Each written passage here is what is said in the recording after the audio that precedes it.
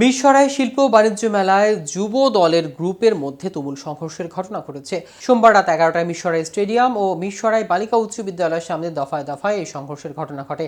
এতে এক যুবক নিহত, অন্তত 10 জন আহত হয়েছে।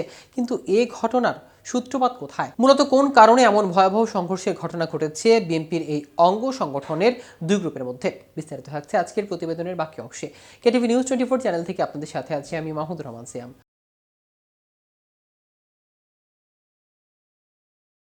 মূলত যুব দলের দুই নেতার অনুসারীদের মধ্যে কথা কাটাকাটির জেরে এই সংঘর্ষের ঘটনা ঘটেছে। ঘটনার প্রত্যক্ষদর্শী পুলিশ ও আহতরা জানান, সোমবার রাত 9:30টার দিকে মিরসরাই স্টেডিয়ামে চলা শিল্প ও বাণিজ্য মেলায় পৌরসভার যুব দলের আহ্বায়ক কামরুল ইসলাম ও সদস্য সচিব জাহিদ হোসেনের অনুসারীদের মধ্যে কথা কাটাকাটি হয়। তার জেরে মেলার গেটে সিএনজি অটোরিকশা টোল আদায় সহ শৃঙ্খলা রক্ষার দায়িত্বে থাকা জাহিদ অনুসারীদের ওপর কামরুল অনুসারীর 15 থেকে 20 জনের একটি গ্রুপ অতর্কিত হামলা চালায়। এ সময় দুই পক্ষের মধ্যে ধাওয়া পাল্টা ধাওয়া হয়। এক পর্যায়ে জাহিদের অনুসারীরা ঢাকা চট্টগ্রাম মহাসড়কের পশ্চিম পাশে চলে আসে। সেখানে দুই পক্ষের মধ্যে হাতাহাতির ঘটনা ঘটে। পরে জাহিদ অনুসারীরা মিরসরাই বালিকা উচ্চ বিদ্যালয়ের সামনে অবস্থান নেন। রাত 11টার দিকে কামরুলের অনুসারীরা ধারালো অস্ত্র ও লাঠি সোটা নিয়ে জাহিদের অনুসারীদের ওপর আবার চড়া হয়। এ সময় মুন্না নামে জাহিদের এক অনুসারী কর্মী তাদের সামনে পড়লে তাকে কুপিয়ে হত্যা করে। পরে তাকে উদ্ধার করে হাসপাতালে নেওয়া হলে কর্তব্যরত চিকিৎসক তাকে মৃত ঘোষণা করেন। মিরসরাই পৌরসভা যুব দলের সদস্য সচিব জাহিদ হোসেন মুন্নার মৃত্যুর বিষয়টি নিশ্চিত করেছেন এবং এটি কোনোভাবে মেনে নেওয়া যায় না বলে আখ্যায়িত করেছেন। মুন্না যুব দলের কর্মী ছিল। মিরসরাই থানার ভারপ্রাপ্ত কর্মকর্তা আতিকুর রহমান জানান, রাত 11টার দিকে মিরসরাই পৌরসভার যুব দলের দুই গ্রুপের মধ্যে সংঘর্ষ, একজন নিহত হয়েছে।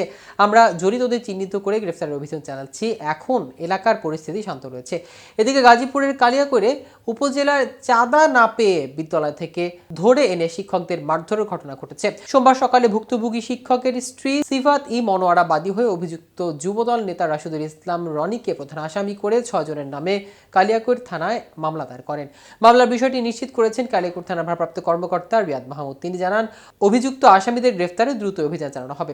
অন্যদিকে বঙ্গবন্ধু সরকারি হাই স্কুলের ব্যবসা শিক্ষা বিভাগের শিক্ষক বশির উদ্দিনের ওপর হামলার ঘটনায় রোববার রাতে যুব দলের কেন্দ্রীয় নির্বাহী কমিটির সহ দপ্তর সম্পাদক জেলা যুব দলের যুগ্ম আহ্বায়ক রাশেদুল ইসলাম রনিকে বহিষ্কার করা হয়েছে। গত 5 আগস্টের পর জেলা যুব দলের এই নেতা নিজেকে সমন্বয় পরিচয় দিয়ে উপজেলা প্রশাসনের বিভিন্ন দপ্তর অফিস ঘেরাও করে তাকে অনৈতিক স্বার্থ হাসিল করার চেষ্টা করে।